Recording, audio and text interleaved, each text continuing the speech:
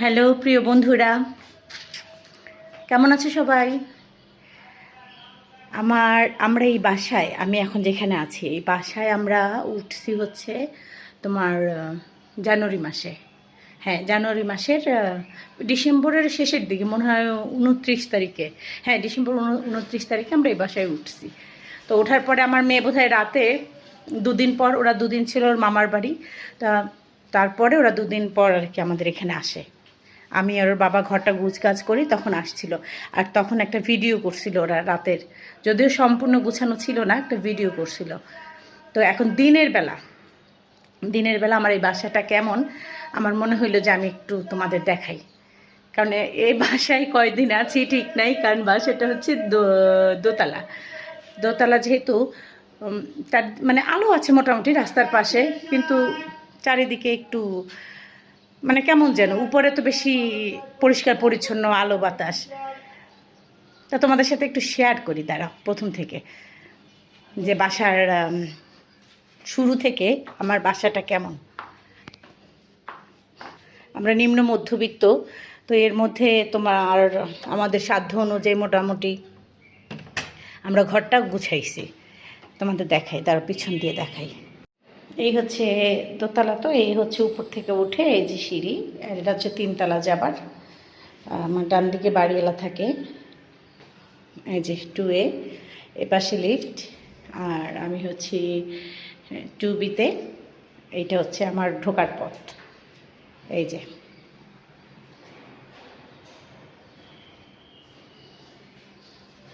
এখান দিয়ে ধরো এই অবস্থা আর কি। এই তো ঢুকলাম, ঢোকার পথেই হচ্ছে তোমার ধরো আমাদের যে ডাইনিং, আর ডাইনিংয়ের পরে এপাশে হচ্ছে আমার রান্নাঘর। আমি একটু আটকাই। হ্যাঁ, এই যে, আর এইদিকে তো শু র্যাক, তারপরে এখানে একটা ছোটো রাখছি যে যখন যায় যাতে জুতাগুলো একটু ধুয়ে যেতে পারে। এপাশে হচ্ছে ড্রয়িং, এটা হচ্ছে মাস্টার বেড, আর এই যে রান্নাঘরের পরেই হচ্ছে আমার মেয়ের রুম। তো আগে আমি তোমাদের রান্নাঘরটা দেখাই। এই হচ্ছে আমার রান্নাঘর। আমি রান্নার প্রিপারেশন করতেছি, ভাবলাম আরেকটু পরে করি। এই হচ্ছে এখান থেকে শুরু করে এখান একটু জিনিসপত্র রাখা হয়েছে। তারপরে এখান থেকে আজকে শাক রান্না করব। আজকে শুক্রবার, একটু গেস্ট আসবে, একটু গরুর মাংস আর ব্রোকলি, একটু গাজর দিয়ে ভাজি করব। আর এই যে মোটামুটি এখান দিয়ে একটু হাঁড়ি পাতিল রাখছি যাতে আমার সুবিধা হয়। সুবিধার জন্য আমার গ্যাস নাই, আমার কিন্তু গ্যাস সিলিন্ডার, কিন্তু এখানে ওরা সরাসরি পাইপ দিয়ে লাগাই দিচ্ছে গ্যাস সিলিন্ডার আর কি নিচে। এর জন্য সিলিন্ডার উপরে রাখার বা মানে যে ভয়টা করতো সে ভয় নাই। আর এখান দিয়ে তো এই যে একটু আলু পেঁয়াজ রাখা হয়েছে। এপাশে হচ্ছে তোমার এই যে এখানে যেহেতু গ্যাস সিলিন্ডার, এটা ইন্ডাকশন ব্যবহার করা লাগে।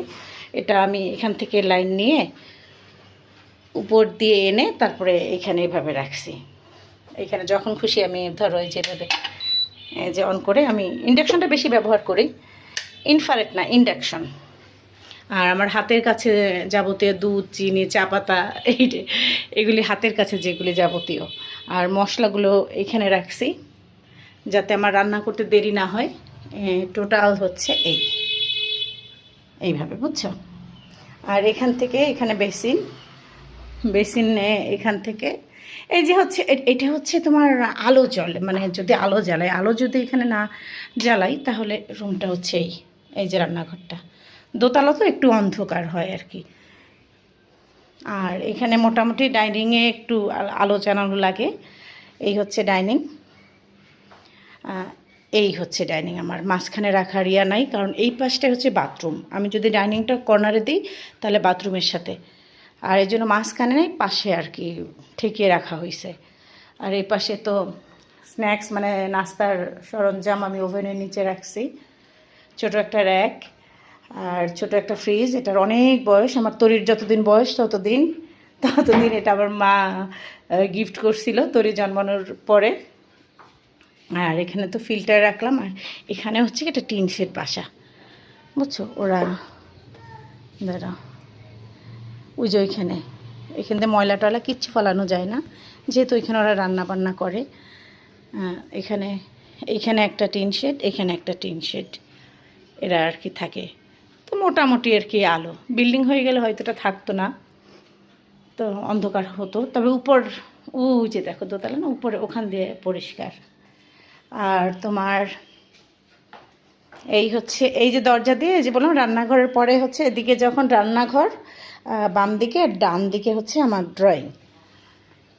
ড্রয়িংয়ে এটা হচ্ছে এই সোফাটা আর কি ঢাকায় বানায় না, ছোট বানায়, কিন্তু আমি এটা বানাইছি গ্রামে বসে। তা যখন আমি দিনাজপুর, আমার তিয়ানা তখন পেটে, সেই আমলে প্রায় যে 6 বছর এটার বয়স। গ্রামে তো রুমগুলি বড় বড় হয়, তখন চিন্তা করি নি। আমি বলছি আমি শুয়ে শুয়ে টিভি দেখবো, যে দেখো শুয়ে শুয়ে টিভি দেখবো বিধায় আমি 3 সিট বানাইছি। ওর বাবা বলছে 2 সিট করো, অনেক দিন যাবে। আমি লাফাইয়া যাক শোয়ার জন্য শুয়ে শুয়ে টিভি দেখবো, এই জন্য এইভাবে করছি। গরম পড়ে গেছে, এটা ধুয়ে উঠাতে হবে। এই হচ্ছে একটাই জানলা। আর মোটামুটি এইভাবে একটু একটু বই পাগল ইয়া, তো আমি বই টই পড়ি, এর জন্য বইটই গুছাই আর কি মোটামুটি এখানে রাখছি। আরও বই আছে, গুছানো হয় নাই। এই হচ্ছে, এখানে একটা অ্যাকুরিয়াম ছিল, এটা অ্যাকুরিয়ামের জন্য, কিন্তু ওইটা গ্লাসটা যখন আমরা গ্রাম থেকে আসছি, ওটা বাড়ি এলাকায় দিয়ে আসছি নতুন করে, আর বানানো হয় নাই। তবে অ্যাকুরিয়ামের জন্য একটা গ্লাস কিনতে হবে, কটা মাছ কিনতে হবে। এটা ফেলে দিই নাই, যে কখন লাগে। এটা মেহগুনির কাঠ দিয়ে আমি বানাইছিলাম অর্ডার করে, এর জন্য এটার দিনে গ্লাস তো কিনতে পাওয়াই যায়। আর তোমার এইখানে একটা ফাঁকা আছে, এখানে চিন্তা করছি, যদি ভাবছিলাম এখানে যদি দোতলায় থাকি, তাহলে এখানে একটা বুক সেলফের মতো করব, যাতে বইগুলো পাটে পাটে থাকা যায়। এই আর এখান থেকে তো এই যে দেখো, দোতলায় থাকলে যে সমস্যাগুলো হয়, ওই পাশেও দোকানপাটের জন্য টিন, উপরে টিন, কিন্তু ওই যে আলু পেঁয়াজ রাস্তা আমার দোতলার, আলু পেঁয়াজগুলো চলছে। আর এই ডিশের লাল এগুলো চলে। 3 কেজি 100 পেঁয়াজ। আমি আমার হাজব্যান্ডকে ওর পেঁয়াজ আনতে পাঠাইছি, তোমাদের ভাইকে, যে একটু পেঁয়াজ নিয়ে আসো। যাকে এরপরে তো এই পাশে হচ্ছে বের হয়ে এসে, এটা মাস্টার বেড আমি, আর এই পাশে আছে আমার মেয়ের, এই হচ্ছে আমার মেয়ের রুম।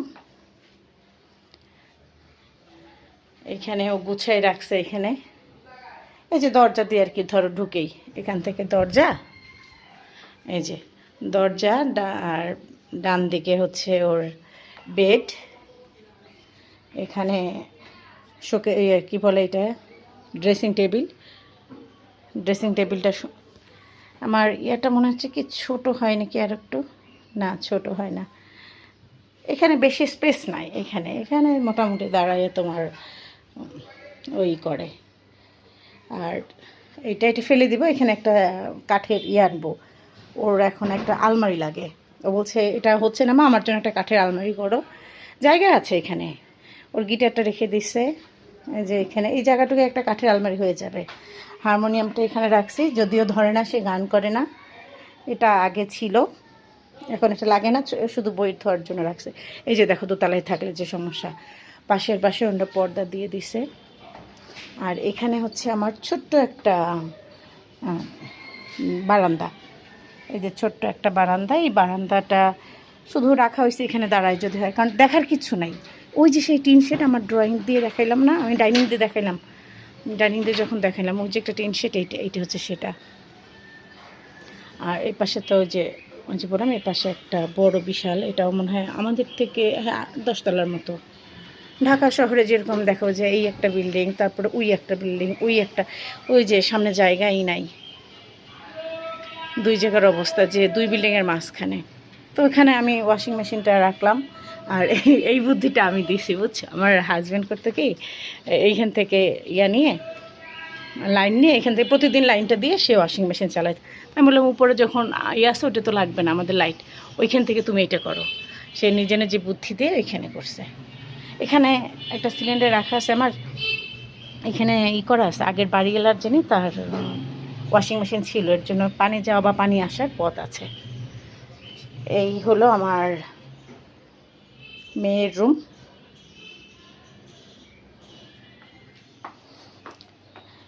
দেখে এবার চলো আমাদের রুমে যাই। এই যে এখান থেকে এইটা হচ্ছে আমাদের রুম। এই ঢুকে এই একটা ওয়াশরুম, আর এখানে একটা কম্পিউটার, মানে কম্পিউটারটা এখানে রাখছি এখানে পাশে, কারণ সবসময় তো ওইখানে যা টিভি বা কোনো কিছু দেখা যায় না। এটা আমার বেডরুম, মানে কি বলে, খাট। এই যে বললাম না গরিব মানুষের রুম আর কি, যেরকম হয়, বুঝছো। এখানে ঢুকে এটা ওয়ার্ড্রয়, এটা হচ্ছে ওয়াশরুম। এখানে আরেকটা রাস্তার পাশে তোমার বারান্দা।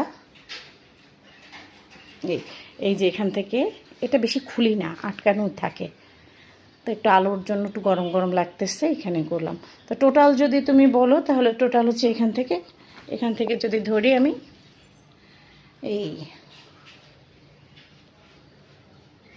এই হচ্ছে আমাদের বেডরুমটা।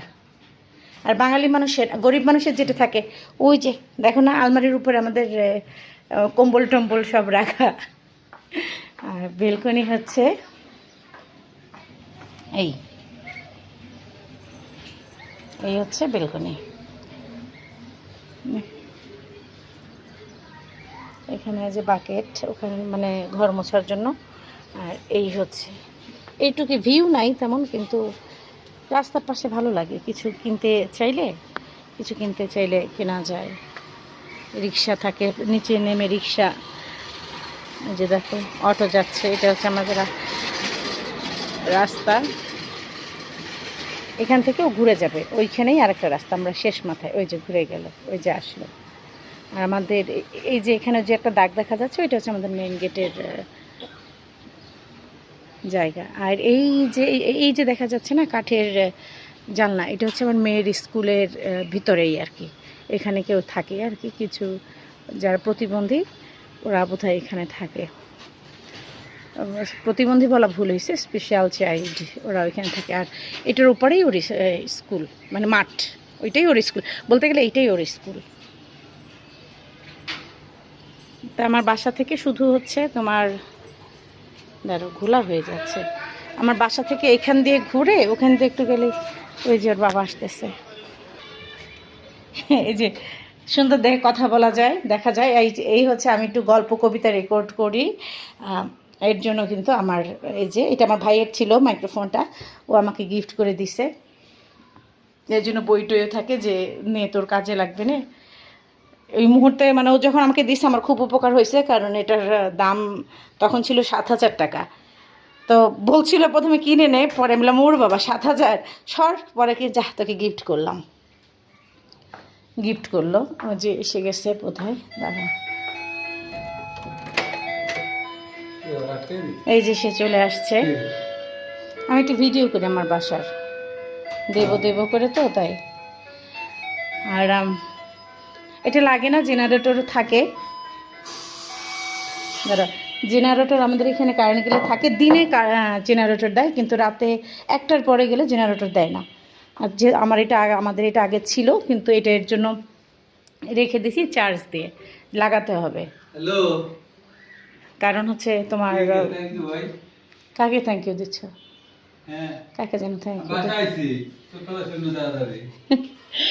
তোমার রাত 1টা যখন বাজে, রাত 1টা বাজলে তখন একদিন কারেন্ট চলে গেছিলো। কারেন্ট চলে যাওয়ার পর দেখি যে জেনারেটর চললো, অটো তো চলে কিন্তু বন্ধ করে দিছে। ফোন দিলাম, জিজ্ঞাসা করলাম, বলে রাত 1টার পরে তো জেনারেটর ছাড়ি না, যদি তীব্র গরম হয় তখনও ছাড়ে না।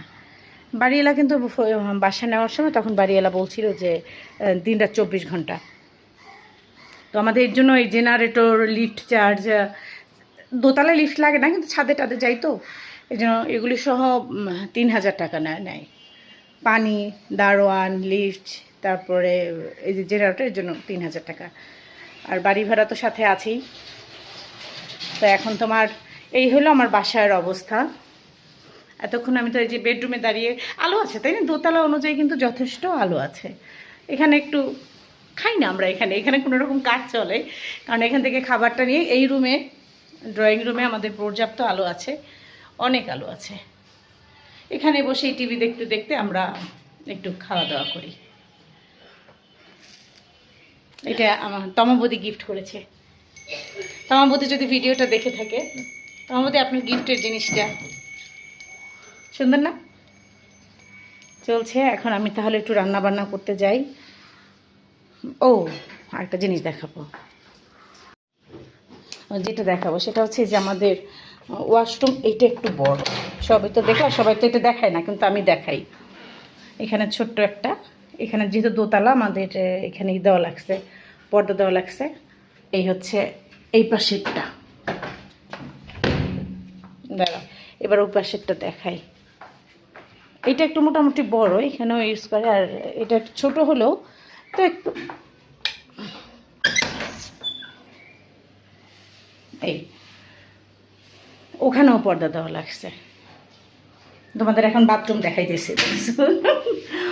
এই যে এটা একটু ছোট, এটা কোনো রকম আর কি আমাদের চলে, এবার এমার্জেন্সি কাজ চলে, বুঝছো। আর এখানেও দেওয়া লাগছে, রাস্তার পাশে বড় বড় বিল্ডিং আছে। ব্যাস, ভিডিওটা অনেক লম্বা হয়ে গেছে, অনেক বড় হয়ে গেছে। এই ছিল আমার গরিবালয়। এই যে এখন আসছে। হ্যাঁ, লাইটটা জ্বালাতো। এই যে তারা আওয়ানা ক্লাবে গেছিল, আওয়ানা ক্লাব থেকে দুজন ফিরছে। মামনি হাই দাও। হ্যাঁ, আমরা ভিডিও করি মা, তোমার মতো, আমি তোমার মতো ভিডিও করি। জুতা খুলো, জুতা খুলছো, ওখানে পর হাত মুখ ধো। এরাও আসছে এখন আওয়ানা ক্লাব থেকে ঘুরে আসছে। কয়টা বাজে? আমি এখন রান্না করতে যাই, তোমরা এখন রেডি হও, ফ্রেশ হও, ঠিক আছে? ঠিক আছে, তাহলে আজকে এই পর্যন্ত। এই যে আমার বাসার ইয়াটা দেখাইলাম, তোমাদের কেমন লাগলো বইলো, জানাইও। কি আর জানাবা, যেরকম থাকে নিম্ন মধ্যবিত্ততে যেরকম থাকে। ঠিক আছে, আজ তাহলে আসি, আমি রান্না করতে যাই, দেরি হয়ে যাবে।